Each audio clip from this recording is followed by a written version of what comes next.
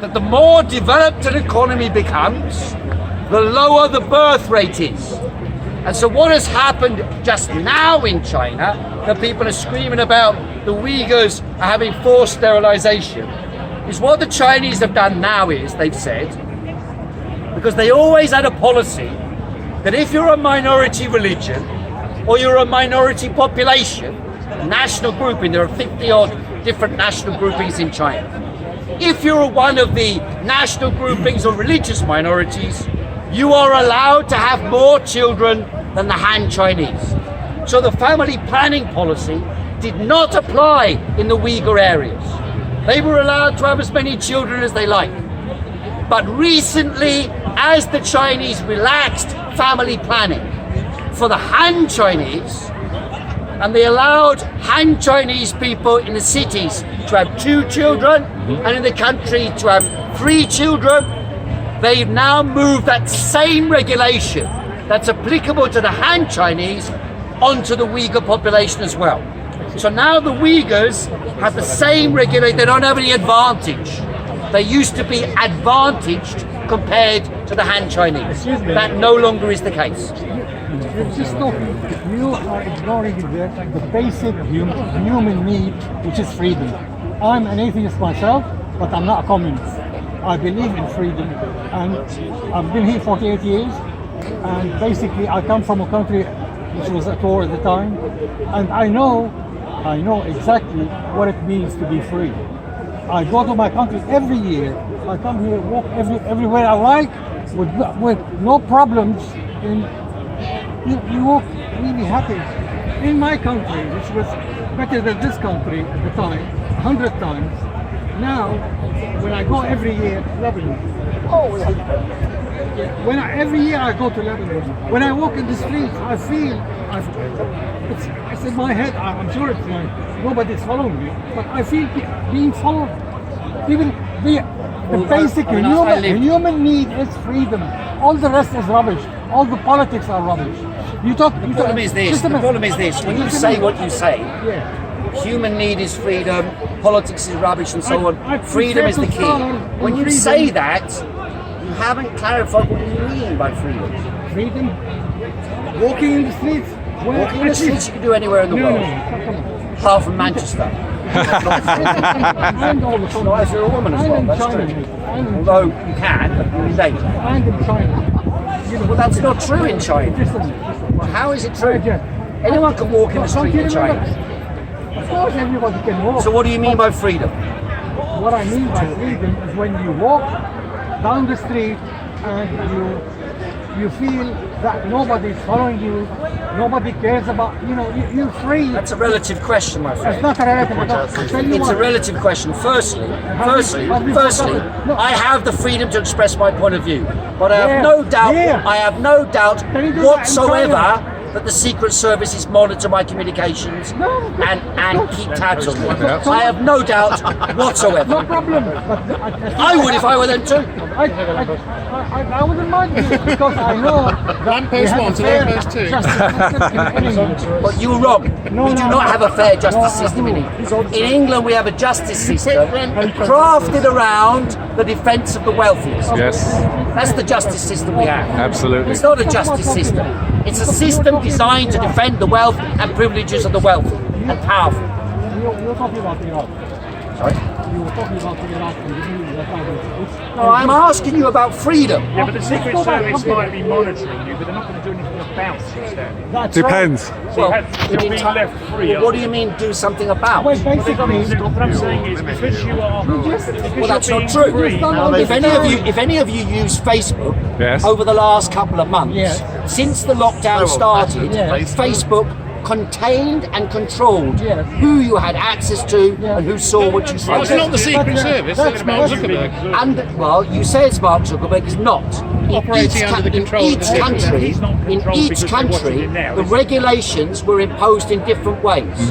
In other words, the national governments connected together with the social media services to control the dissemination of ideas.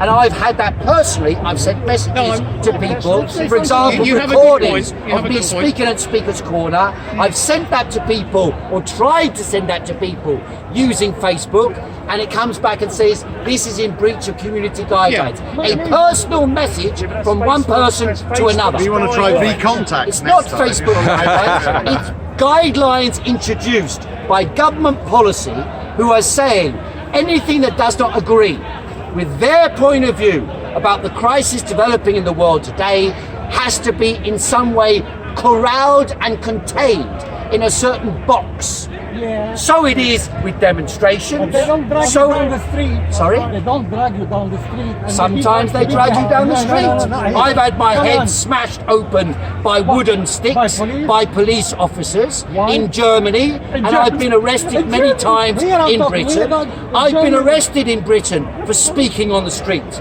I have been arrested for doing Okay, that's that. no problem. I've been But arrested did at they- Speaker's Corner for Did speaking here.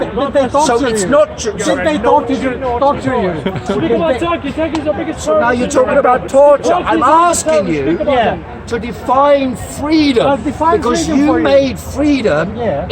elevated it to the, It's the most- central the basic nexus instinct to that define human beings humanity. Should have. How much freedom do you have? How is not much freedom. freedom do you have if you cannot pay for medicine and you are sick?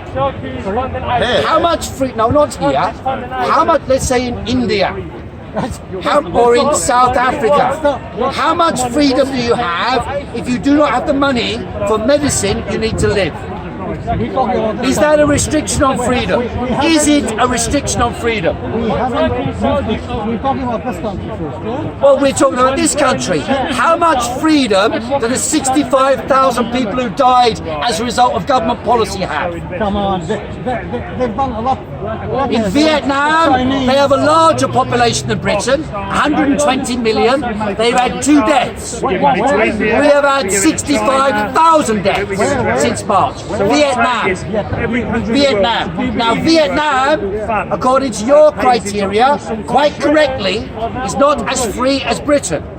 But that means, in consequence of the current situation, that means the Vietnamese had less freedom to die of COVID-19.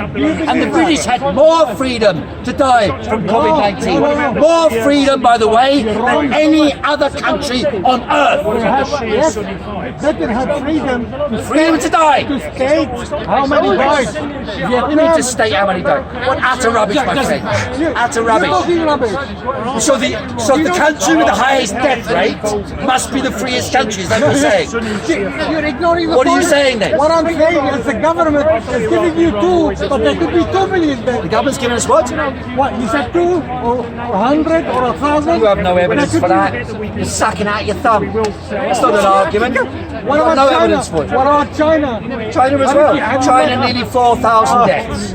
China had 4,000 millions. compared with 13 times the population of Britain. China, 13 times the population of Britain. 4,000 deaths. Britain, 65 million population, 65,000 because deaths. the British government tells you the truth. What truth did they tell you? What did they say 2 days ago? He came on telly, he says, hands, wash your hand. There is no reason to wash your hands. You Do not catch coronavirus from your hands. There are almost no cases around the world that have been shown to come from the hands. And yet the British government, like Lady Macbeth, wants you washing your hands all the time because it's psychological manipulation of the people, entering your brain and making your physical practice into something strange, weird and surreal. Second thing, they are telling you, they have been telling, you said they're telling us the truth. Where's the truth in it? They don't have any evidence. evidence that people are catching coronavirus from touching things. Millions. What? In China, millions are dying. So you just invent stories. No, I don't. You don't have an argument. It's just the government. You just want to invent the stories. Chinese. And you say you're annoyed about the British government. I'm annoyed about having an argument with someone who's not prepared to argue on the terrain of the knowledge they have, and instead of this wants to argue on the mystical ideas being circulated by the American government, supposedly the kings of freedom, and the president of America doesn't even want the elections to happen in America, and yet when the Chinese stop the elections in Hong Kong, they want to invade Hong Kong. What sort of truth do you believe in from the freedom lovers? And these people now say we must prepare for war against China. China's the country that showed the world how to stop coronavirus. Had we emulated them, we wouldn't have had any dead. But instead of this, we sat around saying all we need to do is wash our hands and sing happy birthday twice over. Now the country, only 2 weeks ago, they relaxed the lockdown. And now they're back to lockdown. And before you know it, London will be locked down again as well. All because of the idiocy, stupidity and lies of the government. Not the truth, the lies of the government. And these lies, don't forget, have cost 65,000 dead and rising. You see, you just want to talk So much for our freedom. You don't want to listen to anybody. Because you're not saying anything of any validity. That's what I think. Stick to what you know, not what you invent. What I know is you live in you're lucky to be born in this country, and you live in a freedom country. You don't know what it means. He was born here. Country where you're. Well, I have lived in East Germany under the old regime, and I lived in China. I have lived in China. I did stand up.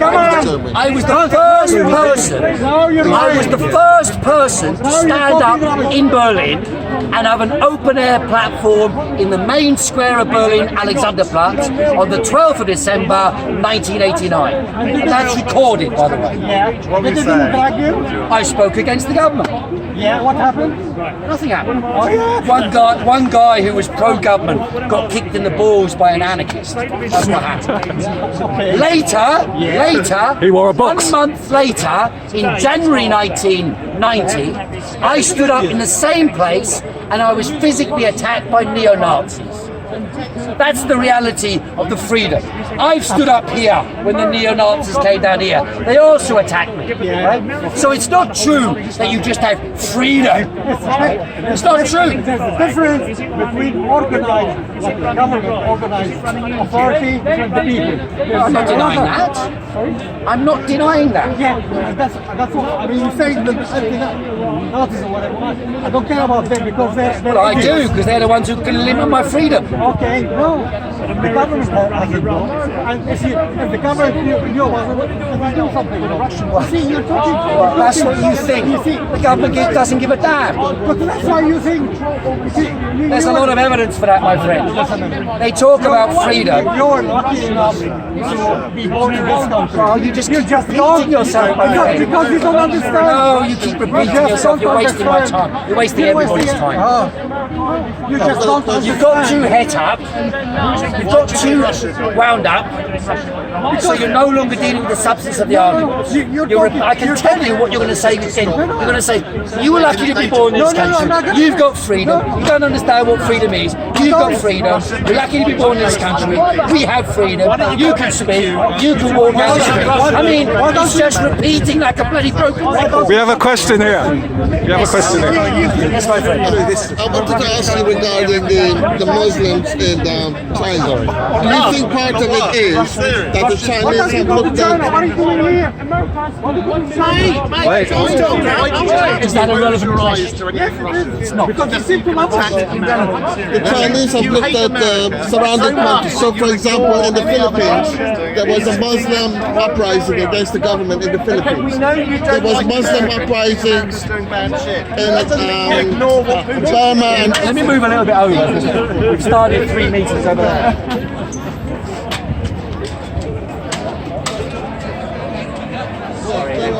Philippines. There's been a Muslim Sorry, uprising for Heiko. decades, and also in Burma and many other countries. And they've also looked at Syria and they've looked at other countries.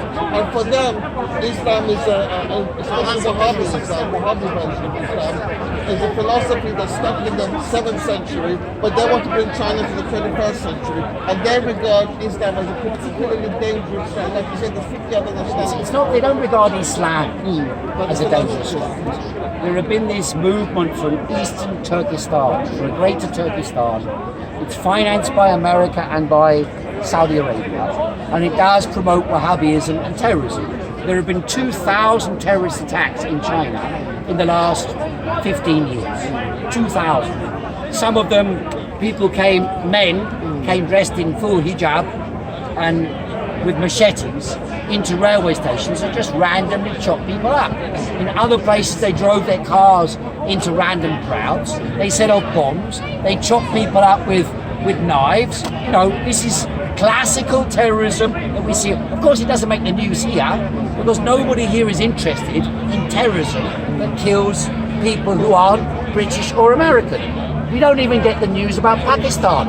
Every day there are bombs and killings in Pakistan. We never hear about it because one group of Muslims attacks other Pakistani people to aggravate the situation, to create a dictatorial state, and then they can say, oh look, we've got a dictatorship, let's rise up against the infidels. That process does exist in China. And the Chinese believe by modernizing the economy, bringing the people into the 21st century, or 22nd in some cases, that they will be able to resolve this problem. I think they will be partly successful, but because of the nature of Wahhabism, it actually develops, best of all, its core in wealthy states. For example, Saudi Arabia, United Arab Emirates, where the people who control the oil wealth accumulate such vast power and wealth that they lose all track with reality. And they believe that their destiny as princes, like Bin Laden, one of the royal family actually, connected to the royal family, they believe, some of them, that they have a mission to bring to the world a new belief system, founded upon ancient beliefs, but using the latest technologies of warfare and communications to smash the old order of society. That's why we get Wahhabism developing in advanced countries, in backward countries, financed by the Saudis and through the madrasas in Pakistan and so on. So there's a dual connection. The wealthiest layers of Wahhabism that finance the operation. By the way, they spend more money on promoting Wahhabism around the world than the Soviet Union used to do on supporting communism around the world. More money is spent on that. And so the Chinese have seen this as an administrative question and an economic question. Lenin used to say, the national question is a question of bread. If you feed the people, the national question will diminish. If you raise their living standard, the national conflicts will diminish. And after all, why are the Black Lives Matter protests so significant? What does everybody say? They say Black Lives Matter is about inequality. That's what they say. It comes because black people are more likely to die of coronavirus, because black people are more likely to be unemployed, and black people are more likely to be picked up by the police, harassed by the police, beaten by the police, killed by the police, put in prison. And that's a function of the structural hierarchy of inequality. First comes class inequality, and then within the working class, gradations are created based on religion, race, and sex. And those gradations turn one against another in order to strengthen the position of capital as a whole over the mass of the workers. But you know, the Wahhabis are in cahoots with the Americans and the CIA. Yes. But because the Americans, they have a different motivation. They want to deliberately destabilize China. And the Americans and the CIA have a history of wanting to destabilize not just China but Russia. In fact, they helped the civil wars inside the former Soviet Union. They helped Georgia, for example, against Russia. There is no doubt what you're saying is true. That the main dynamic in the world today is to foster the conditions for war with China. And it is America and Britain who are at the forefront of the campaign to try to destabilize China, using Hong Kong and Xinjiang as excuses, as if Donald Trump and Boris Johnson gave a shit about Muslim people. I mean, look at what they did 2 days ago. On the Muslim Christmas Day, the night before, they turn around to the people in Manchester who are Muslim and say, no Christmas Day for you. All the preparations have been made. And all of a sudden, shut down Manchester, lock it down. Why? And then they say to them, you can't meet in your homes, you can't gather together, but you can go to the pub, where of course the Muslims cannot go. And therefore they are fostering a mood of anger within the population by their stupidity, by their ignorance, by their insensitivity, and by their pursuit of their own self-interest. And in relation to China, that's what they're doing. Boris Johnson, the British talk so much about Hong Kong freedom, Hong Kong democracy. There was no right to vote under the British. Hong Kong violence by the government.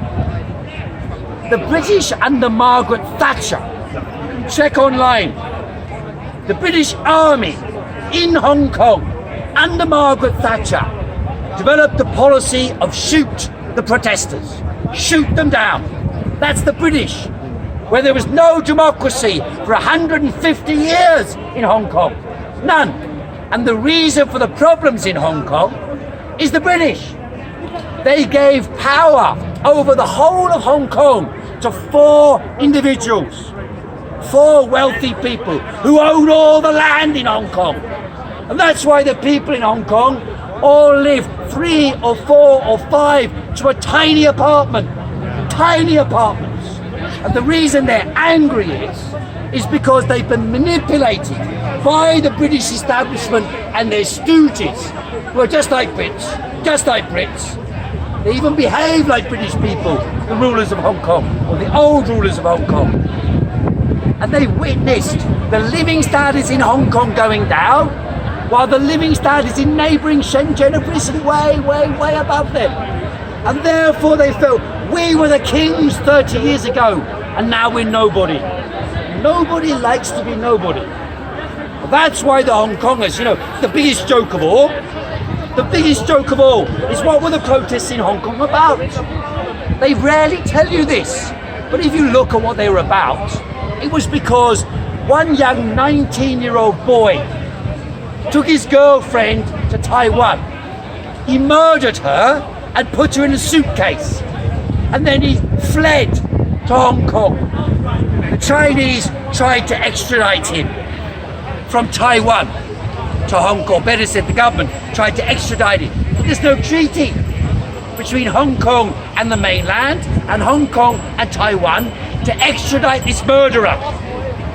And therefore he remains free in Hong Kong, the murderer. When the Chinese tried to impose a law to have an extradition treaty with Hong Kong, that's when they started smashing up the underground stations, smashing up the shops, pouring petrol on people, on old people, trying to clear away barricades, setting them alight and burning them to death. That is cheered by the West. If that happened in London, the bloody army would be on the streets in a minute. If that happened one time in London, the army would be on the streets. But they're allowed to do it, cheered on and financed by the Americans and British. And then they turn around and say, oh my God. And yet last week, the British, I didn't even know, the British stopped their extradition treaty with Hong Kong. So the British had an extradition treaty with Hong Kong when China's not allowed to have one. The only reason Hong Kong was under British colonial rule was because the British invaded China, bombed China, to force them to take opium. Yeah. The British were the #1 drug dealers in the world. Absolutely. They exported it from India to China and forced the Chinese to take it. That's why Hong Kong came under British rule. And I don't know what, to be honest with you, I've no idea why the Chinese were so foolish as to allow Hong Kong to remain under British rule. They should have seized it years ago, without any agreement with the Not only British. that, 120 years ago, the Boxer Rebellion, that was fermented. You, I'm criticising you.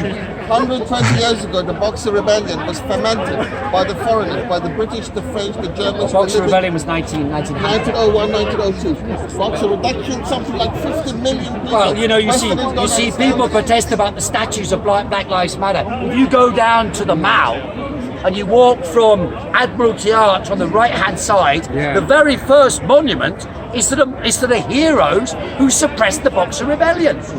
And it shows them chopping their heads off and so on. Oh, wonderful, right in front of the Queen. Because Britain has one of the most bloody histories of any country in the world. That's what the only reason why Boris Johnson's washing hands might be appropriate is because the British have a lot of blood to wipe off their hands. I was reading And the therefore, no numbers. wonder they end up like Lady Macbeth. That spot, how shall I clean it? You know, I looked up the numbers. In the Boxer Rebellion, some 50 million people died. I looked at my own That's not country. correct, Boxer Rebellion. 1917 to Taiping 1919. Rebellion. Sorry? Taiping Rebellion. 1917 to 1919, they came to my country, Iran, and what they did was they sequestrated the food produced by the farmers and they gave it to their own troops and the Indian troops fighting against the Ottomans. And we had the famine that killed 9 million people. Nobody's even heard of it. Nobody's heard of it. When they talk 9 about million Auschwitz, they say, oh, 3 million dead, 6 million dead. When 3 million British, or when the British starved 3 million people to 4 million people In Bengal. Bengal, yeah. at the same time as Auschwitz was happening. 6 million. Of course, this was a hero. Winston Churchill, the hero, saved the world. And so you must understand the issue of imperialism to contextualize the concept of freedom and the concept of how the world is today, and to locate China within that process. Otherwise, you lose track of the world and you fall for all the hysteria, the Chinese virus. In actual fact, I've been looking into this in detail. I'll take you 1 minute. I've been looking at 1 second. You had a lot of chances. A lot of shots. I'd like to know what you're trying to get to. No, nowhere. I'm just entertaining the crowd. This is a comedy spot. Let him finish. Maybe what? Can you tell us what's your point in all of this? No, I can't. Sorry, I don't want to reveal something secret to you. What were you going to say, Heiko? I can't remember. What was I saying? But the world is moving towards communism in any case. When the government furloughs, that's The coronavirus. The coronavirus. Oh, right. When the government buys So they said here, first of all, you may remember it, and you can look back on the BBC website. They were constantly saying the Chinese virus from Wuhan. Yeah. They implied, even the BBC, the ones who say fake news, conspiracy theory, fake news. I saw a broadcast by them only last month where they had a journalist standing in front of the Wuhan virology lab. And he's going, look, they won't let us stand here. Look, they won't let us stand here. Right? Implying that it came from the Wuhan virology lab. It did not come from the Wuhan virology lab. It did not come from the Huanan seafood market either. At the Huanan seafood market, all that happened was the same thing that happened in Scotland a couple of days ago, the super spreader event. Someone with the virus worked at that market and coughed a bit, and in the environment of a wet market, it spreads rapidly. Now, did it come from a pangolin or a mink, as we know now? 100,000 minks have been slaughtered Or a in bat. Spain. But it must have come from a bat, we know that. 97% of the RNA comes from a bat. And the bats that are the bats which the coronavirus comes from, they're called rhino something bats. This type of bat are no bigger than this. Yeah. You can't eat them. They're too small to eat. Fruit bats you can eat. And by the way, they're eaten in America, the United States. You look up bat restaurant, you'll only find one reference. That reference is Florida. 2012, npr.org. And you'll see there's a woman, peculiar enough, a vegetarian, gives up vegetarianism in order to try smoked bat at a restaurant in Florida. How do you catch coronavirus from a bat? If a bat flies at you, gets caught in your hair, bats move around. When they move around, they can tell where they are and where insects are by echolocation, a sort of sonar. So they scream and squeal and shout when they move around. When they do that, they release viruses from their mouths. And therefore, anyone in a cave, and the records of this, transmissions of viruses from bats to humans directly in caves in Southeast Asia. And therefore, we have to ask ourselves where the virus actually came from. Now, funnily enough, if you want to investigate that, all you've got to do is do some searches. Pneumonia, respiratory disease of unknown origin. And you will find Fairfax, Virginia, July 2019, long before Wuhan. You will find the United Kingdom, an outbreak in a care home in Britain, unknown origin, never investigated whether it was coronavirus. You found only last month, in March 2019, nearly a year before the outbreak in Wuhan, they've detected coronavirus in the sewage system in Spain. So don't come with the argument coronavirus came from China. There is no evidence that it originated in China. It was first detected in China, but there's no evidence it came from China. You remember? And yet those sources of evidence that are public domain around the world of outbreaks of extremely similar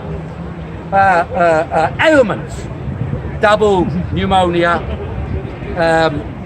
sudden death, or rapid death, care home outbreaks, large-scale infections, these are recorded and yet have never been investigated.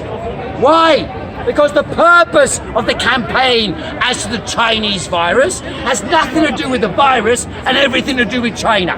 America wants conflict with China, and that's the Democrats and the Republicans and the British government. They don't want a war because they know they'd lose. They want to stimulate a number of conflicts and create a hysteria in the minds of the people, which have been made susceptible to hysteria because of the virus. By changing people's habits, making them wash their hands all the time, put on masks when they don't need masks, tell them you need a mask in your shop when you don't, have people wandering around the streets with masks on all the time, fearful of the virus. This is because it is a campaign by the establishment to create a psychosis in the minds of the people, just like Adolf Hitler created psychosis in the minds of the people, to prepare them psychologically for conflict with another people who they do not understand.